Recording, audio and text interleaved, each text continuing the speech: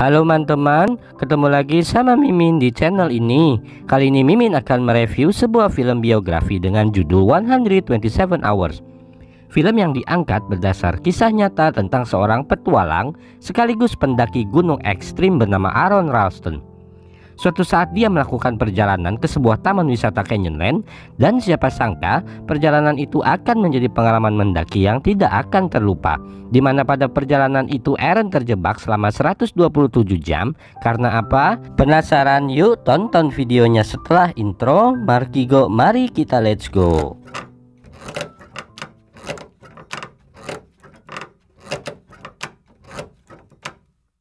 Di awal film kita diperlihatkan berbagai aktivitas manusia di berbagai belahan dunia. Di sisi lain dunia, seorang pria bernama Aron Ralston terlihat sedang berkemas-kemas untuk pergi mendaki ke suatu tempat tertentu.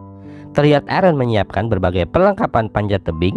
Buat Anda para pendaki gunung tentunya sudah tahu apa saja kira-kira alat yang disiapkan. Tak lupa Aaron membawa persediaan makan dan minum untuk petualangannya itu. Lalu terlihat Aaron seperti mencari sesuatu yang pada akhirnya tidak dia temukan. Benda yang dicarinya adalah sebuah pisau lipat serbaguna. Nanti pisau itu menjadi poin penting pada film ini. Sebelum berangkat terdengar bunyi telepon dari adiknya Aaron bernama Sonya. Namun Aaron tampak mengabaikan dan membiarkan mesin perekam menjawabnya. Dari situ tergambarlah sosok Aaron yang tampaknya kurang memiliki hubungan yang baik dengan keluarganya. Bukan karena kurang disayang, melainkan karena Aaron orang yang masa bodoh dengan orang sekitarnya dan lebih suka menyendiri. Menggunakan mobil Aaron menuju Taman John Canyon, melintasi gemerlap lampu-lampu kota, hingga akhirnya Aaron tiba di Taman Canyonland pada 25 April 2003. Malam itu dia beristirahat di lokasi perkemahan di sekitar sana. Keesokan harinya Aaron bangun tanpa menggosok gigi. Dia menancap kayuhan sepedanya mengarungi gurun tandus menuju spot bernama Blue John Canyon. Aaron bersepeda dengan ugal-ugalan layaknya pembalap liar di jalanan hingga sepedanya tijalike dan Aaron pun jatuh tikusruk. Nggak kapok, Aaron terus bangkit dan menggoes sepedanya dengan kecepatan nggak tahu berapa. Disinilah kita bisa melihat bagaimana karakter Aaron yang terlihat sangat menikmati hidupnya ketika dia berpetualang sendiri di alam bebas. Tiba di titik tujuan, Aaron melanjutkan perjalanan dengan berjalan kaki. Khawatir sepedanya diambil bagong, tak lupa Aaron merantai sepedanya ke salah satu batang pohon di sana. Aaron memulai hikingnya menaiki bukit-bukit terjal, melangkahi batu-batu raksasa di bawah terik panasnya matahari. Dalam perjalanan Aaron bertemu dua wanita cantik bernama Christine dan Megan yang tampak tersesat. Aaron menghampirinya lantas mereka pun berkenalan. Karena Aaron dididik oleh guru ngajinya untuk saling membantu sesama dengan hanya mengharapkan ridho sang pencipta, Aaron pun dengan senang hati mengantarkan dua wanita itu pergi menuju tujuannya ke Dome Canyon, sebuah spot danau di dalam gua yang memang keren pisan. Saat tiba, Aaron mengajak mereka masuk ke Dome Canyon melalui sebuah jalan yang lebih asik dan ekstrim. Bukan jalan-jalan sesat yang terkutuk ya, melainkan jalan-jalan yang mengharuskan mereka untuk merangkak serta terjun dari celah-celah terbing sempit. Dan Christine terlihat panik, namun tak lama karena Aaron terdengar bernyanyi dari bawah tebing. Singkat cerita, mereka bertiga nyemplung ke bawah sana dan ngojay bertiga di danau itu. Usai berenang, mereka bertiga akhirnya tiba di persimpangan di mana Aaron harus mengambil jalur yang berbeda. Mereka pun berpisah. Sebelum berpisah dengan Megan dan Christine, Aaron diundang untuk mampir ke sebuah acara pesta yang akan diadakan di sebuah motel bernama Green River. Aaron lalu melanjutkan perjalanan melewati ngarai-ngarai sempit di Blue John Canyon.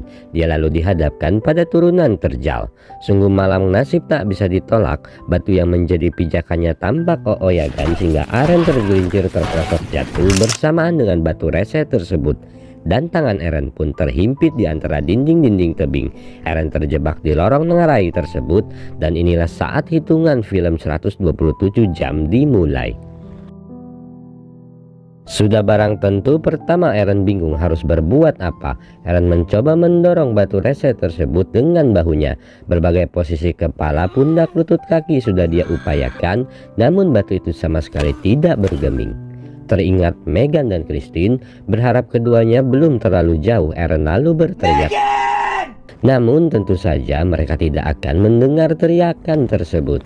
Eren mengeluarkan segala peralatan yang dia bawa. Dia mulai berpikir untuk memaksimalkan alat yang dia bawa untuk melepaskan himpitan batu tersebut. Eren mengambil sebuah pisau lipat lalu mencoba mengikis batu rese tersebut. Hingga larut malam tiba, Eren terus menggesek akan tetapi usahanya itu tidak membawa hasil. Minggu dini hari, Eren sadar bahwa dia akan berada di sana untuk waktu yang belum bisa ditentukan. Untuk menyanggah tubuhnya, dia lalu mengikatkan tali pada sebuah batu di atasnya sehingga Eren bisa beristirahat. Wajah Eren terlihat lelah. Dia berusaha memejamkan mata, menjadikan batu itu sebagai sandaran. Lalu pikirannya menerawang, andai begini, andai begitu. Terbayang dengan kenangannya masa kecilnya saat sang ayah sering membawanya berpetualang. Khawatir dirinya tidak selamat, Eren ngevlog curcol ke sana kemari. Dia menceritakan kondisi dirinya saat ini tentang kedua orang tuanya lalu menitipkan pesan kepada siapapun yang menemukan video rekaman tersebut agar diberikan kepada kedua orang tuanya. Malam tiba, Eren mengisi perutnya dengan makanan sekedarnya. Pikirannya kembali menerawang seandainya dia tidak mengalami apa yang dialaminya saat ini. Mungkin sedang asik abok-abok kalau beruntung bisa ahem-ahem juga sama Megan atau Christine. Memang terkadang Tuhan memberikan kita kesusahan agar kita terhindar dari sebuah kemaksiatan. Lalu muncul bayangan kedua orang tuanya. Eren lalu bercerita dia tidak memberitahukan kepada siapapun termasuk kedua orang tuanya tentang perjalanannya ini. Malam itu sangat dingin, tubuh Eren pun terlihat sangat menggigil. 2 hari terlewati, jiwa survival Eren belum habis. Dia kembali mencoba membebaskan dirinya menggunakan berat tubuhnya untuk membuat batu tersebut bergeser. Namun setelah berkali-kali ampruk-amprukan, lagi-lagi semua itu tampak masih sia-sia.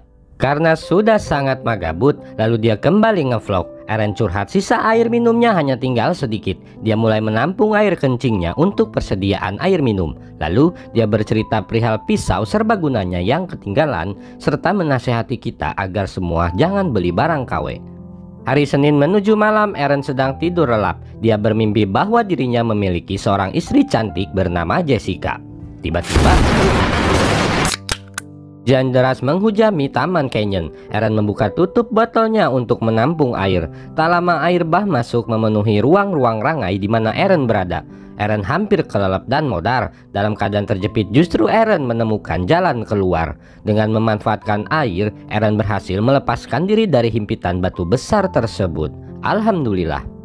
Dalam hujan gelap malam, Eren berlari menyusuri Taman Canyonland. Dengan tertati-tati dia melewati bukit-bukit bebatuan yang basah. Akhirnya dia tiba di mobil. Dengan kondisi tangan terluka, dia memaksa menyetir keluar dari lokasi taman tersebut. Menahan sakit, Eren terus mengemudi hingga dirinya tiba di sebuah rumah. Ternyata itu rumah Jessica. Eren mengetuk pintu. Dan yang aneh, saat Jessica membuka pintu, dia tampak tak melihat keberadaan Eren di hadapannya. Bahkan, Jessica juga tak mendengar suara Eren saat dirinya hendak mengatakan sesuatu. Dan Jessica pun menutup pintu kembali. Apakah Jessica seperti Haji Bolot? Bukan, ternyata Eren hanya bermimpi. Dalam realitas dirinya masih terjepit pada batu tersebut. Dan Eren pun menangis. Hari ketiga Eren kembali ngevlog. Dia mencoba menghibur dirinya sendiri dengan berpura-pura menjadi seorang pembawa acara. Setelah berkata-kata konyol, dia terkenang ayah ibunya. Kemudian dia meminta maaf karena tidak pernah mengangkat telepon dari ibunya itu. Eren juga mengatakan bahwa dia sangat menyayangi mereka, bagaimana kedua orang tuanya telah banyak memberikan kasih sayang serta kebahagiaan kepada dirinya. Dan hubungan yang terjadi seperti saat ini dikarenakan dirinya tidak bersyukur. Dan Erenlah yang abai kepada mereka dengan melakukan segala sesuatu sesuka hatinya. Dan Eren pun mengatakan, "Mom, I love you." Eren lalu meminum persediaan terakhir air minumnya. Tak lama Eren seperti terkena serangan jantung. Eren terlihat kesakitan pada bagian dadanya. Dia mencoba menghentikan efek serangan jantung itu dengan menusukkan pisau pada urat-urat di lengannya. Mendadak serangan jantung pada Eren pun mereda. Jujur Mimin gak paham apa hubungan antara serangan jantung dengan menusuk lengan seperti yang dilakukan Eren. Kalau teman-teman nanti tahu jawabannya, boleh komen di kolom komentar ya. Lanjut ke cerita, Rabu pun tiba. Eren yang sudah kehabisan persediaan air minum terpaksa meminum air kencingnya sendiri. Eren terlihat sangat menikmati minuman tersebut.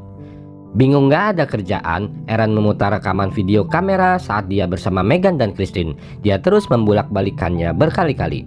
Layaknya ABG labil, Aaron lalu membuat grafiti bertuliskan namanya di dinding tebing. Ya mungkin kalau zaman Mimin sekul mah kayak semacam Aaron Wasir sama Tuti and Aaron Forever gitu kali ya. Aaron lelah lantas dia rebahan. Dirinya kembali menghayal memiliki istri bernama Jessica. Kali ini dalam hayalan itu, sang istri mengatakan bahwa dia akan meninggalkan Aaron. Namun Aaron tampak keulun dan hanya terduduk, lalu dia membiarkan Jessica itu pergi. Pikirannya makin jauh menerawang, yaitu pada masa ketika pertama kali Jessica mengatakan dirinya jatuh cinta kepada Aaron. Dan Mimin pun bangga sama si AA karena beliau ditembak cewek, bukan nembak cewek kayak Mimin. 8.20 pagi, Aaron sudah kalut namun tampak belum ingin mati. Dia kembali mencoba mengikis batu tersebut, hingga akhirnya dia kelelahan dan tertidur. Tiba-tiba sebuah cahaya memancar ke wajah Aaron. Dia pun terbangun. Kali ini dia melihat seorang anak kecil. Dalam benaknya anak kecil itu adalah sosok anaknya di masa depan. Aaron tak kuasa menahan tangis saat melihat anak yang begitu lucu. Lalu dia pun membayangkan dirinya menggendong anak tersebut. Saat khayalannya pergi, semangat hidupnya kembali muncul. Jiwa survivalnya mencapai puncak ubun-ubun hingga membabi buta. Dia terlihat menarik lengannya sekuat-kuatnya. Ya, dia mencoba mematahkan tangannya dengan menjadikan batu itu sebagai tuas. Dia menarik terus tangannya, terus dan terus. Berapa lapis Min? Ratusan, hingga terdengar suara. Aduh anjir. Tangannya pun patah. Aaron pun menjerit bahagia. Apa sudah lepas tapi Min? Jawabannya belum. Dan Anda pasti linu dengan apa yang akan terjadi selanjutnya. Linu gimana Min? Iya, tangan Aaron kan belum terlepas dari batu itu. Masih ada tuh kulit yang menempel sehingga belum bisa ditarik. Apa? Kulit? Iya kulit. Kulit gimana Min? Iya tulangnya kan patah. Pas mau ditarik nggak bisa dong, karena kulitnya kan masih ngagugupayan menempel pada batu tersebut. Jadi harus diapain Min? Ya you know lah, kulitnya digunting. Kebayang gak sih? Untuk melepaskan himpitan tangannya, lalu Aaron memotong kulitnya dengan pisau kawenan Mintul. Ya Allah, kasihan Baim Mimin sedih. Sungguh nggak kebayang sakit yang dirasakan Aaron. Namun karena dia sudah kagok edan dengan membayangkan wajah anak di masa depannya, dia pun ngegas terus membelek tangannya hingga terlepas. Aaron tampak syok melihat tangannya ketinggalan di batu. Nggak kebayangkan kalau teman makan di food court, kita mah HP yang ketinggalan. Kalau si Aaron ini mah tangannya yang ketinggalan, HP-nya mah ada di tas. Aaron membungkus tunggu lengannya untuk mencegah pendarahan. Lalu dia mengambil foto batu itu. Lalu dia menghadap ke arah batu. Lalu dia mengucapkan hatur nuhun. Skin ini menggambar betapa Aaron bersyukur karena batu itu telah melepaskan dirinya. Dan terutama batu itu telah memberikan banyak sekali pelajaran serta perenungan pada dirinya untuk menjadi manusia yang lebih baik.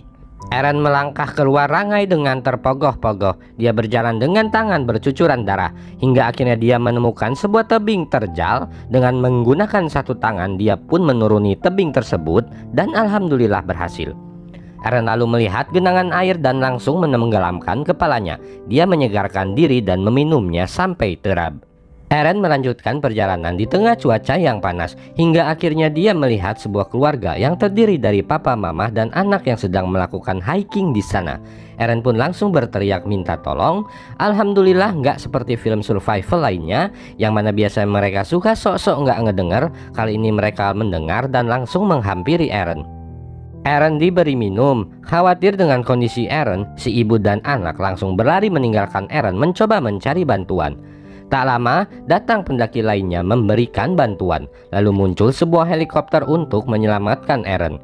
Jujur di sini Mimin sangat terharu dan Mimin bisa merasakan perjuangan berat si Aaron dan bagaimana rasanya bisa selamat darinya. Aaron langsung menaiki helikopter tersebut dan pergi terbang bersamanya. Dan film pun gelap. Pada skin akhir terlihat Aaron yang belum berhenti berpetualang. Dia terlihat mendaki gunung-gunung salju dengan menggunakan satu tangan. Namun terlihat perbedaan besar justru kini pada kepribadian Aaron. Aaron kini seperti menemukan lagi kehangatan dengan keluarganya. Dan Aaron telah berhasil mewujudkan khayalannya saat terjebak di Canyonland, di mana saat ini dia telah memiliki seorang istri bernama Jessica dan seorang anak laki-laki, di mana khayalan itulah yang membuatnya berjuang untuk bertahan hidup. dan film pun udahan. Seandainya ada yang bingung maksud hayalan-hayalan si Eren yang ditampilkan si sutradara, sebenarnya hal tersebut hanya dimaksudkan memberikan gambaran kepada penontonnya tentang karakter Eren, bagaimana dia memperlakukan orang sekitarnya serta memandang masa depannya. Dan pada akhirnya Eren pun sadar dan menyesali segala perilaku masa bodohnya itu, termasuk kepada orang-orang yang Eren tahu betul bahwa mereka mencintai dirinya. Sedikit dari mimin film ini. Yang luar biasa, film ini hampir hanya berlokasi di satu titik yang itu-itu aja. Namun, sang sutradara berhasil meninggalkan kesan mendalam dengan segala kesederhanaan filmnya. Hikmah yang bisa diambil dari film ini adalah: pertama, biasakan kalau Anda berencana pergi ke suatu tempat, kabari beberapa orang-orang terdekat supaya kalau terjadi apa-apa dengan Anda, mereka bisa tahu kemana harus mencari Anda.